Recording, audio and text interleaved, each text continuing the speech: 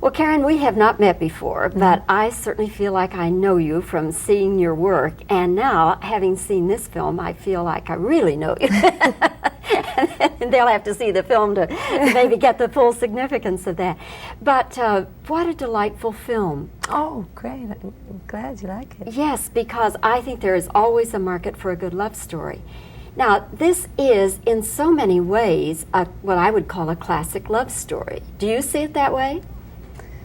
Yeah, I mean, I never thought in terms of the word classic, I guess, but I mean, we always thought of it as a love story, and I suppose classic in the sense maybe that it's set in a city like Paris, which is the classic city of love, or, you know, one of the most romantic spots on the globe. Yes. Of course, I think most people probably identify you most with Raiders, don't they? Yeah, I think so. Yeah, I mean, I think to most people that would be, you say Karen Allen, they say Raiders of the Lost Ark.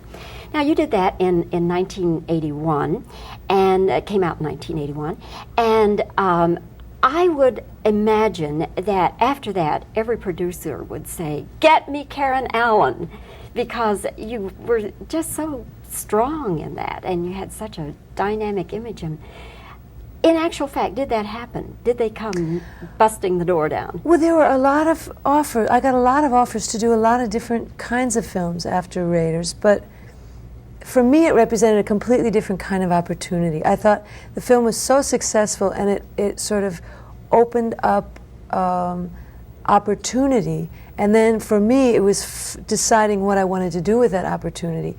And I felt at that point in my life I had started working on the stage, and then I had started making films, and in an effort to really learn about film acting as opposed to acting on the stage, I hadn't worked in the theater for about 4 or 5 years, and what I really wanted to do more than anything was go back and work on the stage. So after Raiders came out, I just said, I'm not going to do another film for 2 years.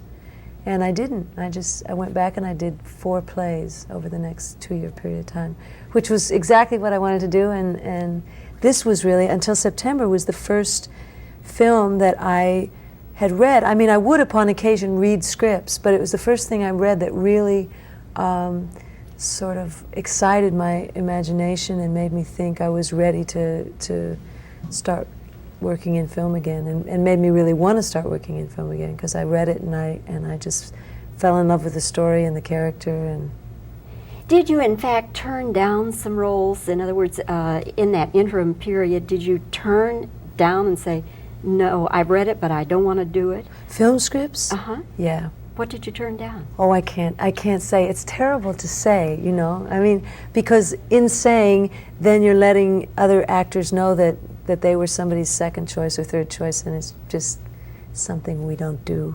Okay, I respect that. I respect that. This fellow you play opposite, the Frenchman. In actual fact, do you think he is a typical Frenchman? Gosh, I don't know if I know what a typical Frenchman is. This is the first time I had ever spent any length of time in France, and I don't think I really went there having an idea what the typical Frenchman is. I suppose except from old 40s movies, Maurice Chevalier or something like that.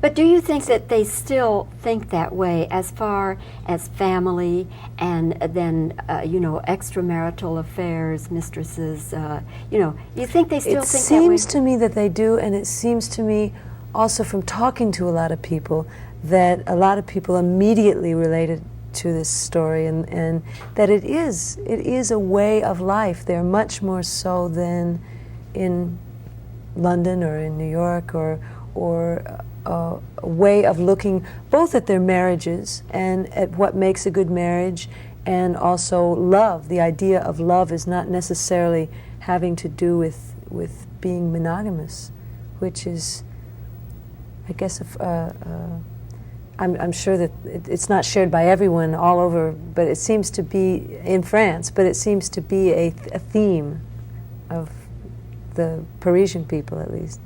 Would you want to be married to a Frenchman who believed that way and felt that way? Ooh, I don't think so. I think I am, as corny as it probably sounds today, I'm like really like happy in a one-on-one situation with somebody. And I think I've never been married, so I have yet to test this out, but I really think I really have a lot of respect for the bonds of marriage, you know, the between two people. And I think if you're going to make the decision to get married, I can't imagine why, you know, you would also, it's like having your cake and eating it too.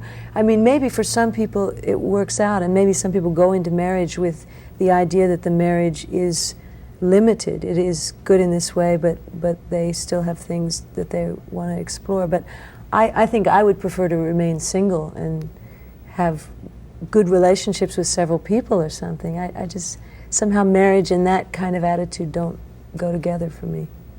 What you're saying, Karen, is that no, your husband is not going to have a mistress, right? That's right. When we get right down to plain English. Okay. Wanted to ask you, which was more difficult for you as an actress, doing the snake pit in Raiders or the nude love scenes in this movie? Well, there wasn't anything particularly hard about doing the snake scenes, except I did have to get used to the snakes, which took me about a day. And then, I mean, that kind of stuff is not the most, I mean, I spent 2 weeks, just waving a big piece of wood with fire on the end of it and screaming at these snakes.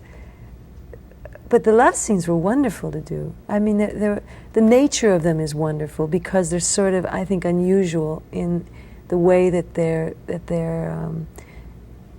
done, just in the kind of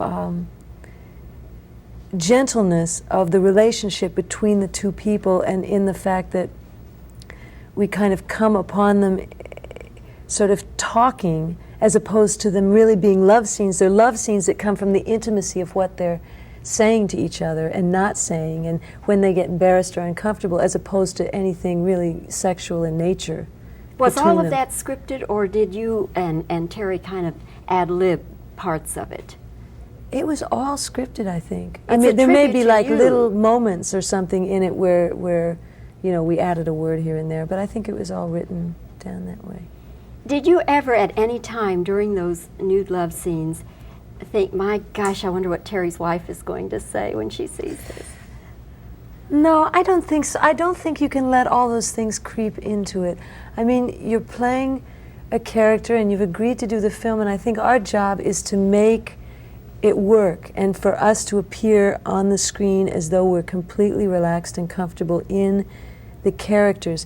And I think as soon as you start letting that stuff go through your mind at all, you're creating a separation that is going to make you self-conscious, and usually those are the kind of things that you can read on screen if somebody's uncomfortable or they're, you know, thinking about other things. Or well, again, Karen, I have to say it's a most enjoyable film, and thanks. very convincing in every way. Great. So I hope it does well for you thank you and very for much. Terry. And thank you for talking with us today. It's been a pleasure. Yeah, it's been a pleasure.